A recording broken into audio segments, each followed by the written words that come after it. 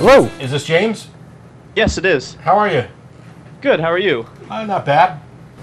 I'm a 16-year-old atheist from Ontario, Canada. Uh-huh.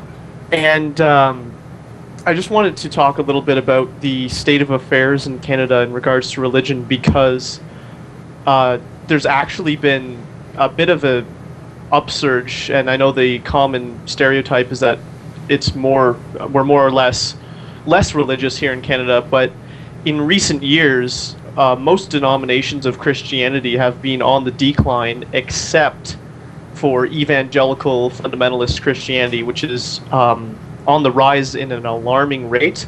Mm-hmm. Just for an example, in Alberta, which is basically the western provinces, there are Bible Belt. They've been trying to pass bills that allow parents to exclude their children from sex education and evolution in biology class, that sort of thing. Yeah. Yeah, they seem to be taking kind of the worst ideas from here and grafting them there. Yes, absolutely. Well, currently we have a conservative minority government. We have a weird political system, but anyway, that's how it's going.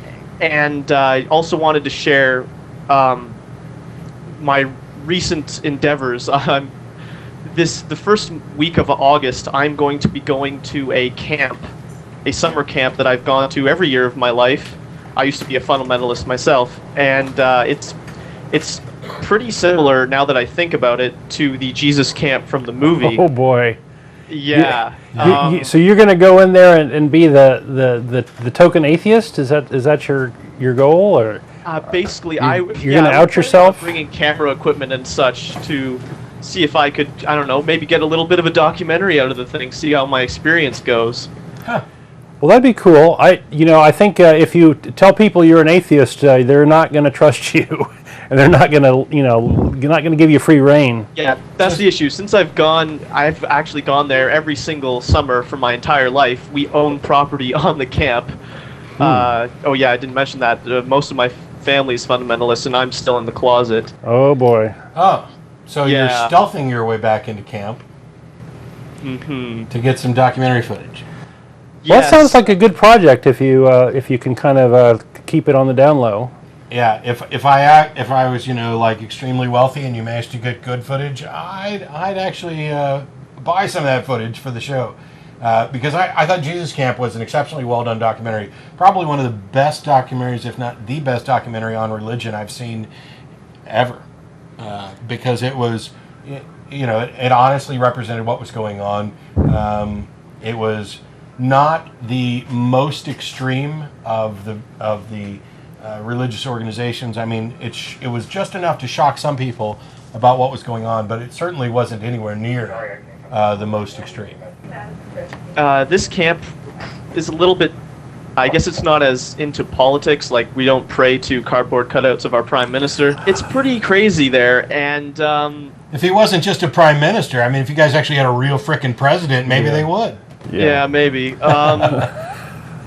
Well, they do have services for children as young as the kids who were in Jesus Camp, and I've seen the same sort of things there that are here. So it's going to be quite difficult because I have a fervently religious mother,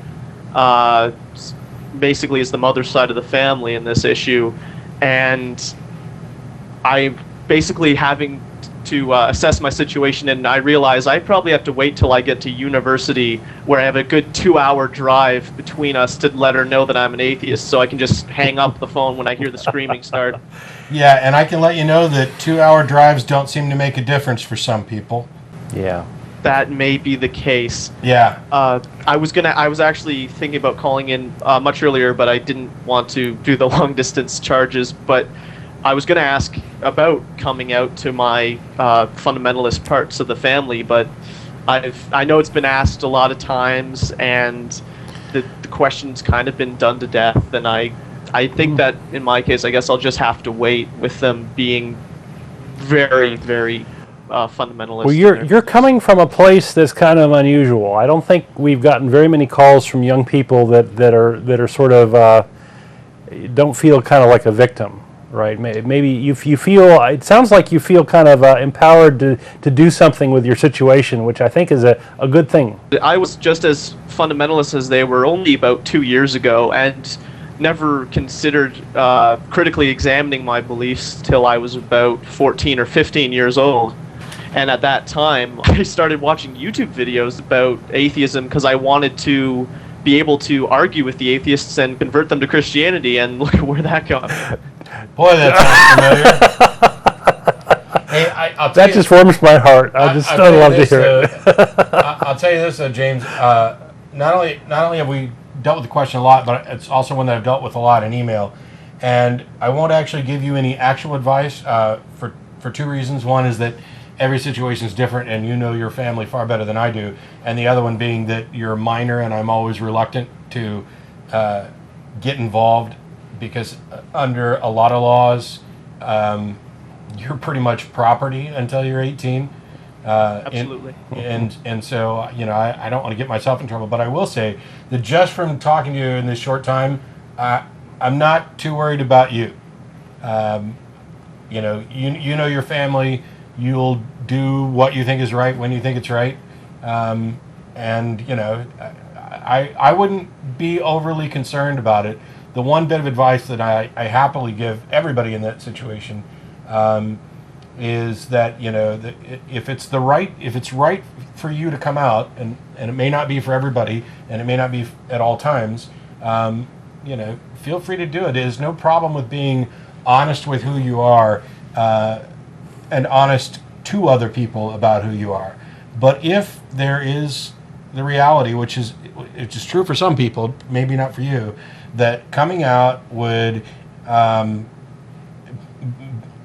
seriously negatively affect your life, would affect, for example, your job or your job prospects or your family or your health, or in some cases that's the way it is your right life. now, actually. Just because I live in my parents' house, I don't think I can really do this sort of thing until I'm living on my own. Yeah. But I certainly think that by that time I will be able to. And Well, you can always blame the university, yeah. Well, It's that yes, education. Actually, my even more fundamentalist grandmother called me today and basically she had a conversation with me telling me how concerned she was that there's an alarming rate here in Canada of children going to college and university, and like 90% of them after university stop going to church. And I said, oh, that's horrible. And you said it was horrible because you're hoping it was 95, 96 or something? Yeah, basically. Yeah. So I guess that's it for me. I don't want to take up any more time. I'll call in maybe in a few weeks after I've gone to the camp and let you guys know how it went and if I got any interesting footage. Or maybe you'll find Jesus. Or maybe I'll find Jesus. He's behind the couch the whole time. Why you're all wrong. Okay. All right, thanks a lot. Guys very much. I actually have a little Jesus. Okay. All right. You found him. I have a little bit of advice to people who, not necessarily this caller, but to people who are dealing with coming out to their parents, and that would be emphasize the commonality that you have with your family, and this being an atheist may be the newest, most interesting thing in your life, but you still have a huge amount in common with your family, common values, and those sorts of things. It's quite a sensitive situation, actually. Yeah. It's me and my father who are a bit in the closet, and he's... Oh, your father too?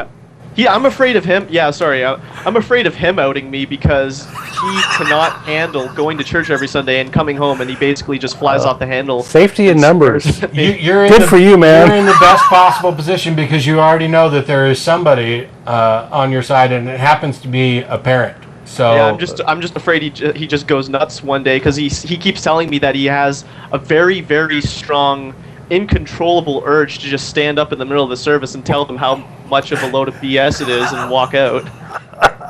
But he can't help it. I want to meet Yeah, well, I go to a Pentecostal church. I don't know if you guys know. We're the crazy ones. Yeah, you those type speak of in people. tongues and dance around and stuff. Yeah, oh yes, and we've had recently, for example, pastors from Ethiopia come in talking about miracles such as little girls being resurrected from the dead and converting entire villages of Muslims to Christians. And people, one magical explanation was a family had nothing but a bowl of macaroni to eat for the rest of the week, and a Christian lady knocked on the door and sat down to eat with them. And the custom is that you share your food with whoever comes in the door. And God magically multiplied their macaroni so that they could all eat it and be full and still have some left over. And the congregation just ate it up, so to speak. Oh boy! Wow. Oh boy! So It would be hard to sit still through that. I don't remember macaroni and cheese being on the approved diet list in the It Bible. may not have no cheese. But, No cheese. Yeah. Wow. Yeah. Okay. Yeah, definitely get back to us after you're done at camp. Thanks a Yeah. lot for calling in, Jay. Thank you very much, guys. Sure. Thank you.